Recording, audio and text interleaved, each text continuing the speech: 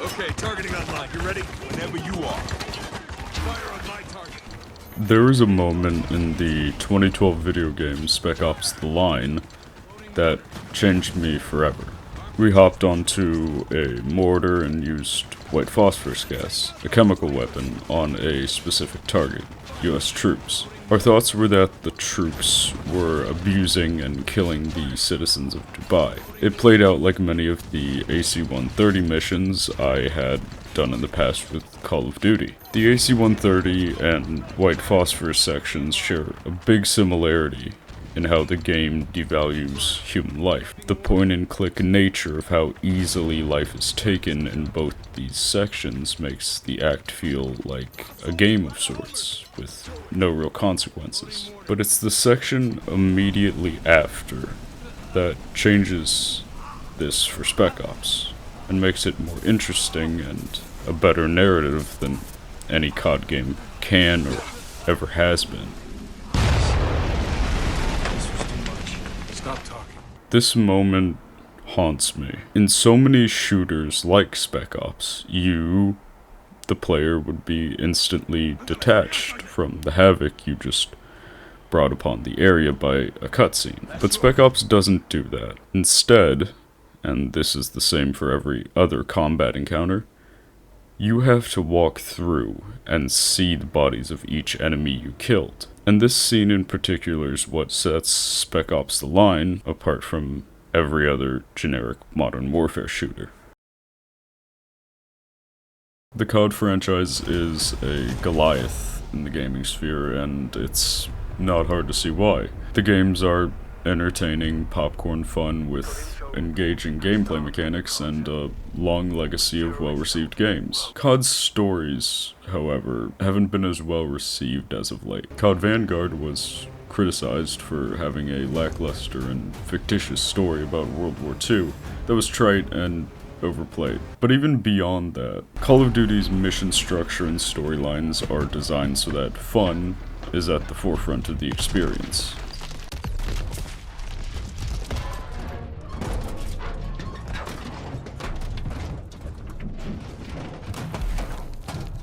This is good for the games because it means rarely is there ever a dull mission. However, when COD dips its toe into the pool of complexity that is modern politics and warfare, it rarely goes well. Hard to tell you boys apart from cartel. The simplified nature of COD's stories with objective good and bad guys helps glorify the military-industrial complex. Even in a game like the original MW2, there is an objective bad guy, and the only shocking twist is that he's American. It is supposed to criticize warhawks, yet the game reaches a dissonance when the gameplay doesn't match up with this. The warhawks are bad, but war is good. If the game is designed to make war feel fun, then why is it trying to criticize those who create said wars? As shown with the aforementioned AC-130 mission, COD at every step of its gameplay, which is its main hook, makes warfare fun, tacking on a narrative that criticizes over-policing,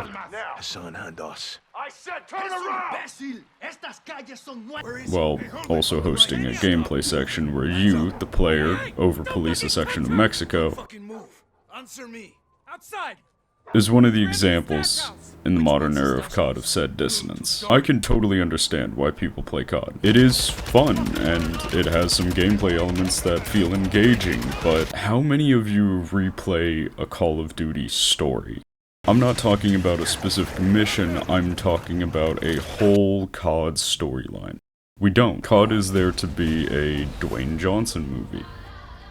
Popcorn fun, no thoughts, head empty, one-time watches. Yes, there are bits that you may re-watch or, in this instance, replay, but the story as a whole never stays past its closing credits. Spec Ops: The Line is the opposite experience. Let's go over the events of Spec Ops: The Line in a fairly abridged fashion. The game starts with a prologue chopper gunner turret sequence. You shoot down a few helicopters, and then crash, where the game says. As you learn through this gameplay section, you are Captain Martin Walker, leader of Delta Squad. a special operations unit sent to Dubai to check in on the radio silence of the 33rd, a U.S. Army battalion sent to Dubai after the devastating sandstorm in an effort to help rescue the local population. Weirdly enough, the first enemies you fight are the civilians you're supposed to be saving. My name is Captain Martin Walker. We're looking for survivors. Why? So you can kill us too? Something is clearly off. You continue downwards into Dubai, seeing multiple different off-putting events such as a line of soldiers executed by firing squad, Nah. Look how they're lined up. This was an execution. a tortured CIA operative, We're gonna keep at this until you tell me what I want to know. and most confusing of all, a hotel where civilians are being shuttled out by the 33rd. Why? Both factions you just fought with. Throughout these sections, you fight without remorse. You kill US troops and Dubai civilians all the same. You eventually reach a section where you use white phosphorus, despite having seen firsthand what this stuff does to people. Yeah, I know what it is. You've seen what this shit does. You know we Might can't not have a use it. choice, Lugo. There's always a choice. No. There's really not. You walk through, only to find this. Why?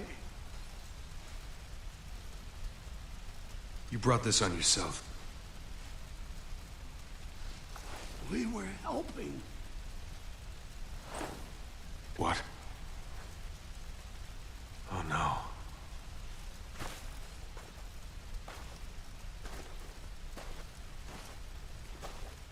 This is the point of no return for the story. You shift blame of your actions onto Conrad, the leader of the 33rd, who you hear over a radio you find on a table next to a bunch of burnt corpses. Conrad informs you of how he orchestrated the entire current conflict in Dubai. His decision to rule over the remnants of Dubai split the 33rd in two, one section following Conrad, while the other focused on the original mission of saving the civilians. The ones we white phosphorus striked were the latter. Anyways, you get to the point where you replayed the chopper gunner sequence again, and the crash is shown as before. After this, you wake to a horrific image. Open your eyes, Walker. I need you to see what you've done. Dubai should have died long ago. We were ordered to abandon these people. The Burj Khalifa is a pillar of fire emanating from its sides like the Eye of Sauron. Spirits of the damned manifest as sand, not fighting, but simply reminding you of what you did. This is still a military shooter, right? Weirdly enough, for the first time in the game, you ascend. The whole game has had you constantly going downwards. You drop from ledge to ledge, down ropes, gradually descending into the heart of Dubai. But you go up in an elevator for the final confrontation, only to find the winning side surrendered to you. We surrender, sir. Dubai is yours. Why? You objectively lost. You find the final reveal. Conrad is dead.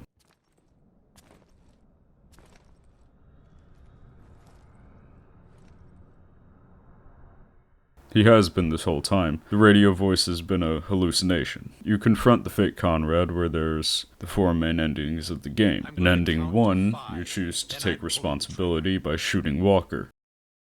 3, 4. This ends the game. Roll credits, no glory, no sequel bait. If you kill Conrad, you branch off into the other 3 endings. If you die to the US patrol, you reminisce on a conversation you and Conrad had. If you kill the patrol, it zooms out to show you a bigger image of Dubai, but if you surrender, the patrol driver asks how you, and only you, survived this. Only for Walker to say, Who said I did?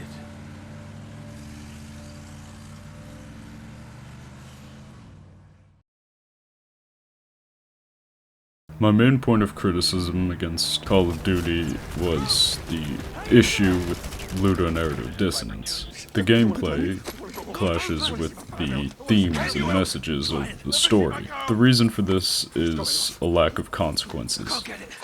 No time! Help me! Help me! Wait! What are you doing? No! No! In MW2, you shooting a civilian simply gives you a fail state.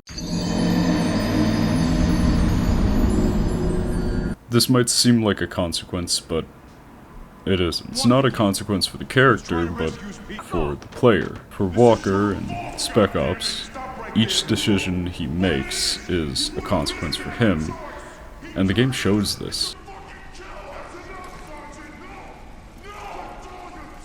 In each combat arena, you have to walk through the battlefield after you finish. This eerie silence sits with you.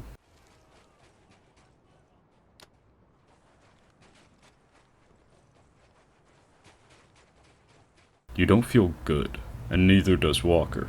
In COD, the de-escalate civilians objective is just that, an objective. It's an obstacle to get past. You either pass, or you fail and retry until you pass. This makes the player numb to failure, which in this case means killing an innocent civilian. Yes, these quote-unquote people are just numbers and code, but there's a reason why Spec Ops The Line still has me in turmoil on whether or not I made the right choices, and Modern Warfare 2 doesn't. Take this scene for example. You are tasked by Conrad on either killing a soldier who killed this man's family, or the same man who stole water for his family. Regardless of the choice, you have to live with the consequences, and the game will remind you of the choice you made with Lugo and Adams, talking about your decision. Let's get out of here. Lugo's right. We need to get as far away from this as possible. That's enough. Obviously not, because we're still here. There is no winning in Spec Ops The Line, no congratulations. You move on to the next objective. Any choice you make is made to feel bitter and wrong. It's one of the reasons why I like The Last of Us Part 2. The game makes you make these choices in gameplay, and your methods can be quick and efficient or brutal and personal, but regardless, you don't feel good doing any of this. Please. It's empty. Consequences for the characters, in my opinion, are very lacking in video games. We often inhabit the skin suit of the character and are expected to see ourselves as them. But I love games where the characters do and say things that you don't want them to, because it makes that interaction all the more powerful.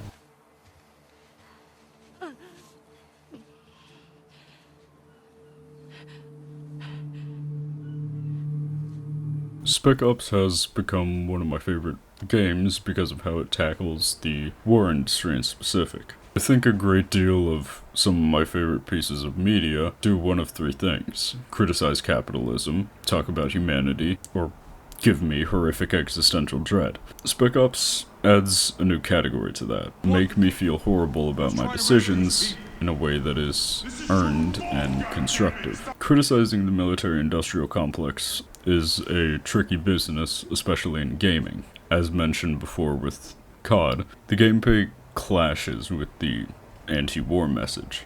But Spec Ops works through this with one simple change. The story has already happened. I've been lying to you for over half of this video now. Much like Spec Ops, it's time to reveal my hand. Let's watch the replay section of the chopper gunner sequence. Wait! Wait, this isn't right! Well, it's too late now! No, I mean, we did this already! What do you mean? Ah, fuck it! It's nothing! Just shake these fucking guys! In my opinion, and the opinion of a good portion of the people who play the game, Walker is already dead. He died in the prologue. But why does this make the game anti-war? Because it means that Walker's actions have consequences. When I say consequences, I'm not talking about systemic or global. I'm talking about personal consequences.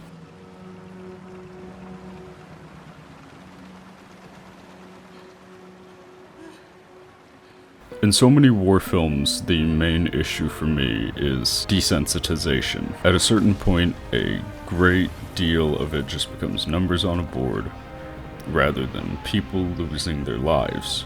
This is why one of my favorite anti-war films is All Quiet on the Western Front. This scene. In this scene, the main character, Paul, is in a trench with another soldier who's bleeding out from a wound Paul has given him. Neither side knows nor cares about the position either of them are stuck in. To them, they're just numbers on a board, more tags to collect at the end of the day. But this scene here is why I love All Quiet on the Western Front. Paul feels the consequences of war. The soldier doesn't die quickly either. He slowly, agonizingly bleeds out. It's grim, but realistic. There's no glory, no honor, only the massive, pointless ending of hundreds of thinking, breathing, loving people. This reasoning is the same behind why this scene hit me so hard, and why Walker being dead helps with this. If we could choose, if we could change the past to make a better decision in the moment, we would in a heartbeat. The game from the very start refuses you this luxury. You have to live with the horrors of what Walker did. And more importantly, Walker has to live with the horrors of what Walker did.